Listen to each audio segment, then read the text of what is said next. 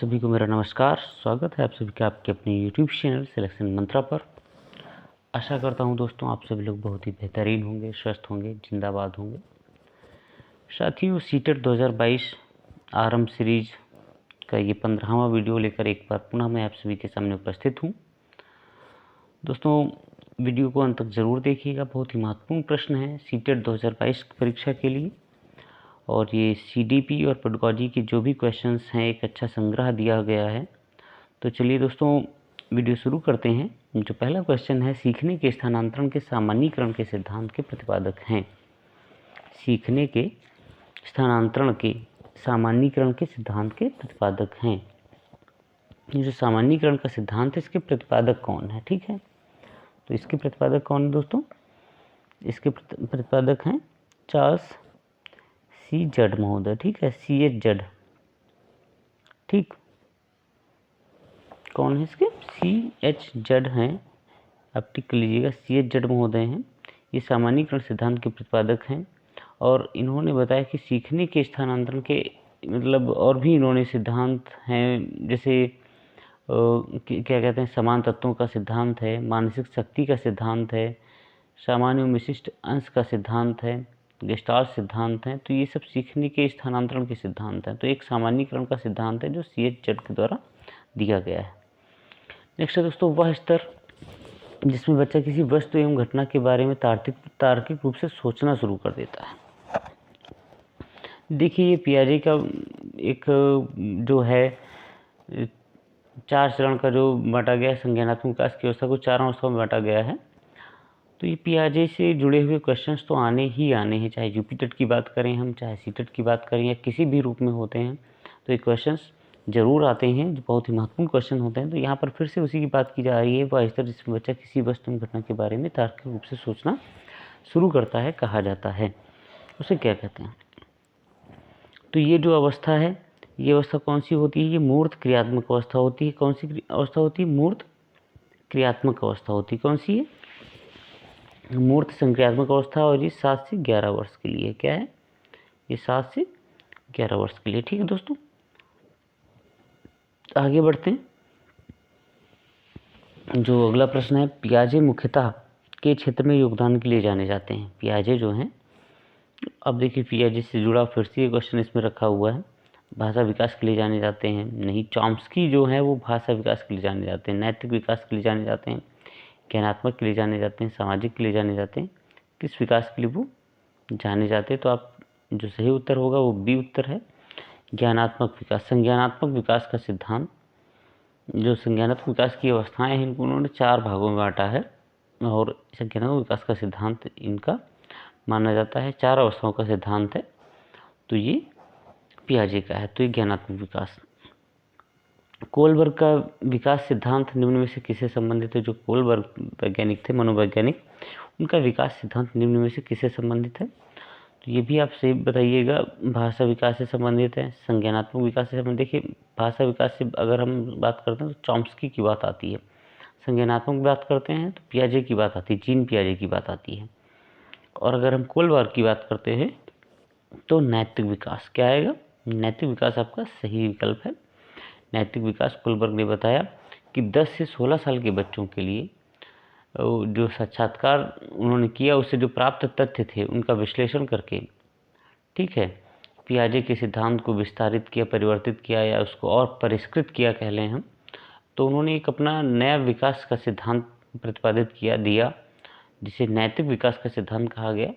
और इसके लिए उन्होंने 3 स्तर तथा 6 अवस्थाएं, 3 स्तर हैं और हर एक स्तर की 2 अवस्थाएं हैं, तो कितनी हो गई? 6 अवस्थाएं हैं। ये इन्होंने नैतिक विकास से संबंधित दिए। ठीक है, तो आप इसमें जो आपका सही विकल्प होगा वो सी होगा, नैतिक विकास। यहाँ पर एक बार फिर से देख लीजिए, भाषा विकास चॉम्स्की से संबंधित है, संज्ञानात्मक किससे संबंधित है? जीन पियाजे से संबंधित है, नैतिक कोलबर्ग से संबंधित है। अगला प्रश्न है दोस्तों, जब बच्चे एक उदाहरण को सीखते हैं और उसका प्रयोग करते हैं, कोई एक कॉन्सेप्ट सीख लेते हैं और उसका जब वो प्रयोग करते हैं, अनुप्रयोग करते हैं, तो अभ्यास उनके द्वारा की जाने वाली त्रुटियों को कम करने में मदद कर देता है। अभ्यास जो है, तो अभ्यास जो उसमें त्रुटियां होती हैं, तो जब बार बार उसको अभ्यास करते हैं, वो त्रुटियां क्या होने लगती हैं? कम होने लगती हैं। क्या होने लगती हैं? कम होने लगती हैं। तो देखिए यहाँ पर प्रयास और त्रुटि, ठीक है, प्रयास और त्रुटि की बात आती है तो कौन से वैज्ञानिक के द्वारा ये कहा गया, दिया गया सिद्धांत, तो ये E.L. थॉर्नडाइक का है। किसका है? E.L. थॉर्नडाइक का विचार है ये।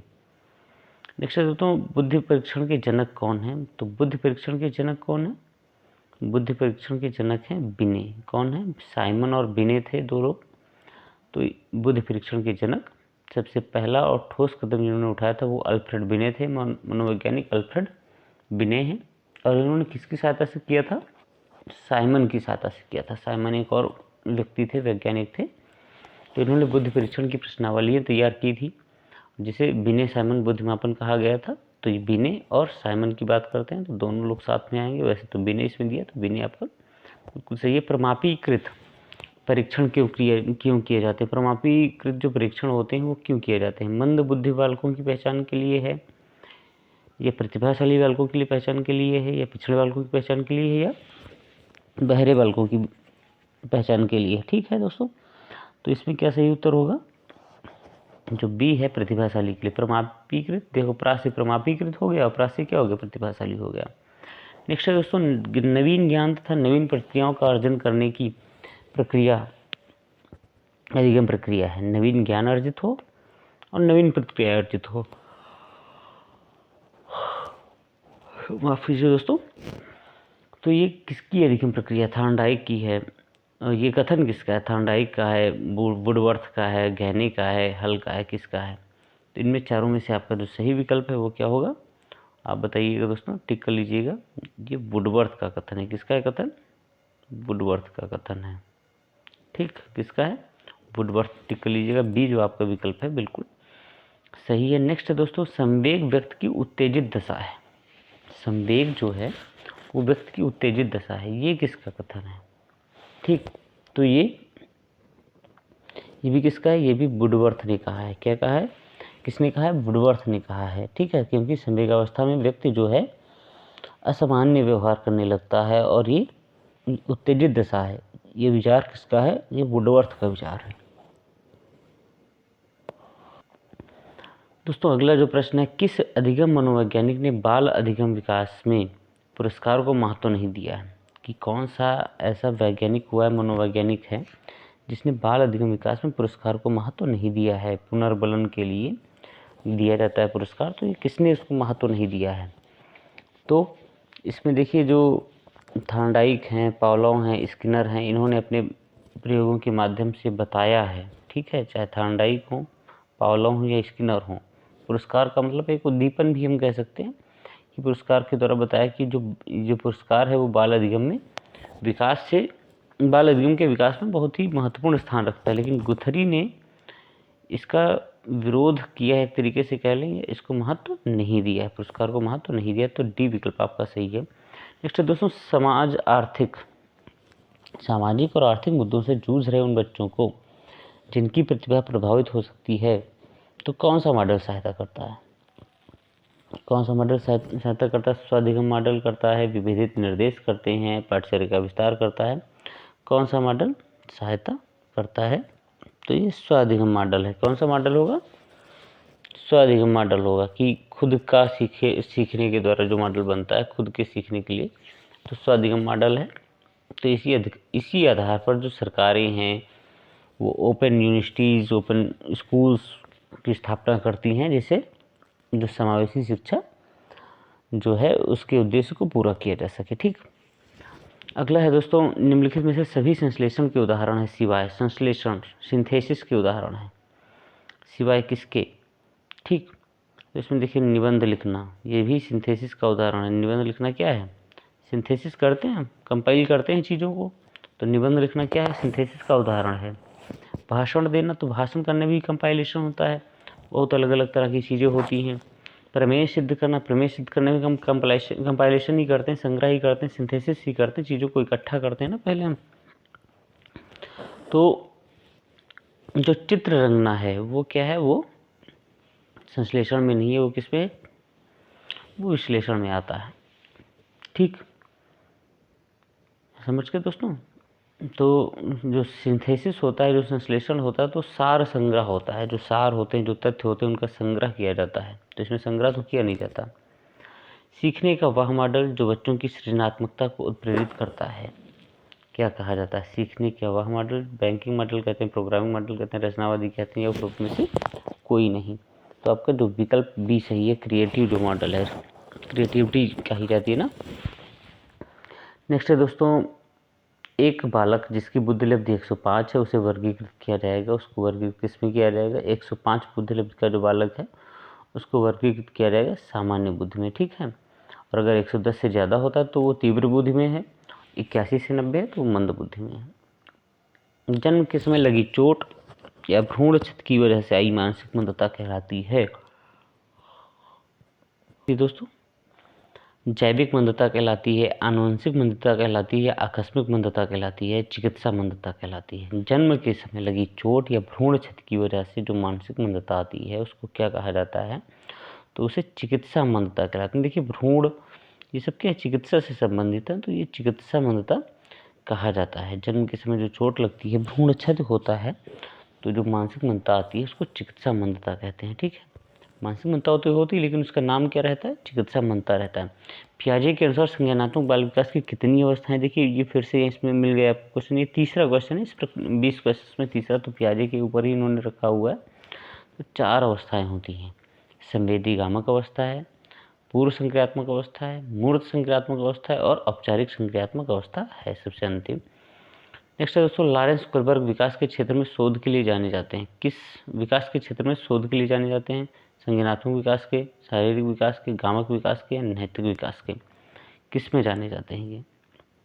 तो अभी देखिए, पहला इसके पहले भी क्वेश्चन था, तो नैतिक विकास कोलबर्ग से संबंधित है। तो नैतिक विकास के क्षेत्र में शोध के लिए जाने जाते हैं। परीक्षा के स्थान पर सतत और व्यापक मूल्यांकन गुणवत्तामूलक शिक्षा के लिए अधिक उपयुक्त है, क्योंकि इसमें देखिए, इसमें क्या है? सतत और व्यापक मूल्यांकन, CCE, ये गुणवत्तामूलक शिक्षा के लिए, क्वालिटेटिव एजुकेशन के लिए अधिक उपयुक्त है CCE। क्यों? क्योंकि इसमें संज्ञानात्मक क्षेत्र का मूल्यांकन किया जाता है। किसका किया जाता है? संज्ञानात्मक क्षेत्र का मूल्यांकन किया जाता है, या सह संज्ञानात्मक क्षेत्र का मूल्यांकन किया जाता है। यह मूल्यांकन सतत में व्यापक क्षेत्रों का होता है, या उपरोक्त सभी। तो आपका विकल्प क्या है? सही है, डी, उपरोक्त सभी। ये तीनों चीज़ें सही हैं। संज्ञानात्मक वाला भी सही है, सह संज्ञानात्मक भी सही है, मूल्यांकन सतत में व्यापक क्षेत्रों का होता है। कौन सा सीखना स्थायी होता है? स्थायी होता है, परमानेंट होता है। रटकर सीखना, समझकर सीखना, सुनकर देखना, सुनकर सीखना, या देखकर सीखना, ठीक। तो आप सभी लोग होशियार ही हैं, तो इसमें क्या होगा? सही विकल्प आपका समझ कर होगा, ठीक। पियाजे के अनुसार बच्चा अमूर्त स्तर पर चिंतन, बौद्धिक क्रियाएं करता है, ठीक। बौद्धिक क्रिया और समस्या समाधान किस अवस्था में करने लगता है? फिर पियाजे से जुड़ा है कि अमूर्त स्तर पर चिंतन होता है, बौद्धिक क्रियाएं होती हैं, और समस्या समाधान किस अवस्था में करने लगता है?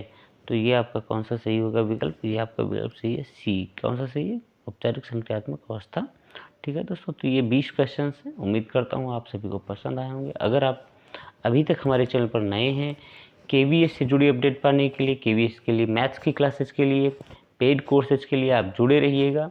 अमित सर के द्वारा जो मैथ्स पढ़ाई जा रही है, बहुत ही बेहतरीन क्लासेस ली जा रही हैं। तो दोस्तों, सिलेक्शन मंत्रा से जुड़िएगा, हमें सब्सक्राइब कीजिएगा, अपने दोस्तों के साथ साझा कीजिएगा, और इसी तरह की अपडेट्स पाते रहिएगा। स्टडी मटेरियल आप पाते रहेंगे। नमस्कार दोस्तों, धन्यवाद।